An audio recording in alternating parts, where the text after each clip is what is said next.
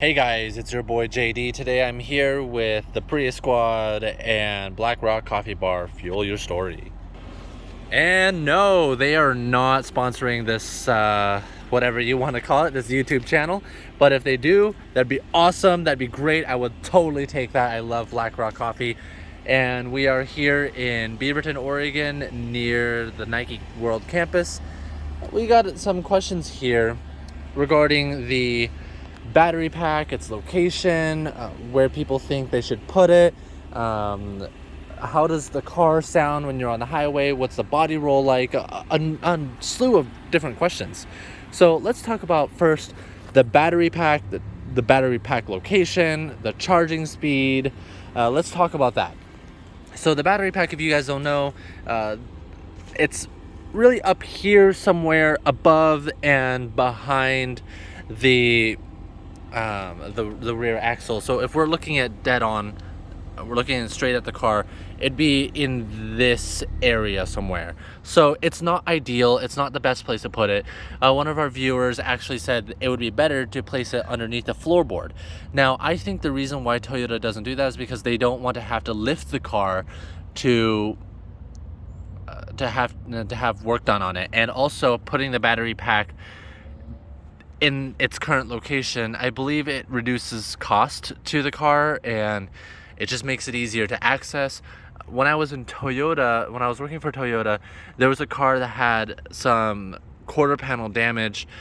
Someone hit them and damaged this light, and they had to take the battery pack out. I believe the reason why is because there was intrusion in on the battery pack area, so they had to take the battery out. So when they were doing that, it made the whole job much easier. Versus when we were looking at a Tesla, they had to lift the car. They had to have some sort of system that holds the battery and kind of drops the battery out from underneath the car. And it was a process. And the other problem with that, I believe, is because the battery pack would more or less come to the edge of the car, you run the risk of greater damage or damage to the battery pack if the car were to slide and wrap itself around a tree and things of that nature, or a telephone pole. So it creates a lot of problems with that regard, but it does provide with a lower center of gravity, making the car safer. So I do see the two valid points here. Now another thing that we want to talk about is the charging speed. A lot of people do complain about the fact that Toyota hasn't really done anything with the charging speed on this car. They have a level 1, level 2 charging, and that's great and all, but sometimes I just want to go to a level 3 charging station, plug it in, and have it be sent out. It's good to go. But unfortunately, Toyota hasn't done anything with that. Something that Toyota, I think, definitely missed the mark here. Now, anybody who owns one of these cars definitely knows, or I think just any Toyota Prius without the adjustable headlights where they turn left and right for you at a certain degrees. I'm looking at you, some of you Prius owners that don't own the Prime. Some of you Prius owners are lucky. You guys have the headlight system that swivels left and right, and it automatically adjusts up and down. Now that is a blessing that you guys have that you don't really understand. And here's what I mean. When you are driving a Prius Prime and you are making a right turn, say there's a pedestrian standing right here and you are trying to see if there's anybody to your right.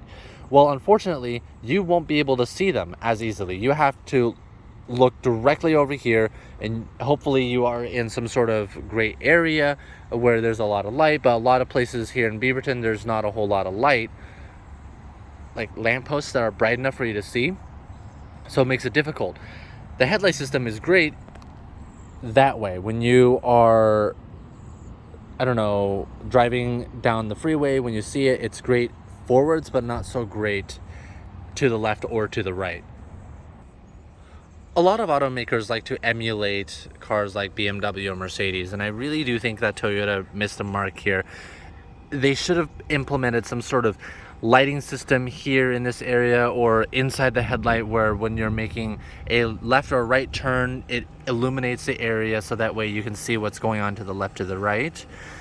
I really do think that just one little LED for the reflector is just not enough. I think Toyota really missed a mark on that. Another thing that I think that Toyota really missed the mark on was this car is considered to be the prime model, which is supposed to be the best model, and it seems to have a lot of road noise and a lot of body roll. Now, for a car that they tout as, oh, it's more sporty, it's more quiet, and it's the prime, and it's the better model to get, that you should be getting for a better fuel economy, this, that, and the other. This car seems to be really noisy when you're driving down the highway, and much of that is because of lack of insulation. And deep in here, if you look inside the wheel well, there's a lot of plastic, and I understand that the plastic helps reduce the cost of the car, but when you're spending $30,000 or $35,000 for one of these cars, depending on the trim level that you get, I feel like more could have been done. Thank you so much, you guys, for watching. That's all that I have for you today. If you have any questions, comments, concerns, please go ahead and put them in the comment section below. Let me know what you guys would do to this car to make it a little better. Put it in the comment section below. Let me know what you guys would do. What would you change? Where would you put the battery pack? And how would you change the lighting? As always, thanks for watching. Like, comment, subscribe, and we'll see you in the next one.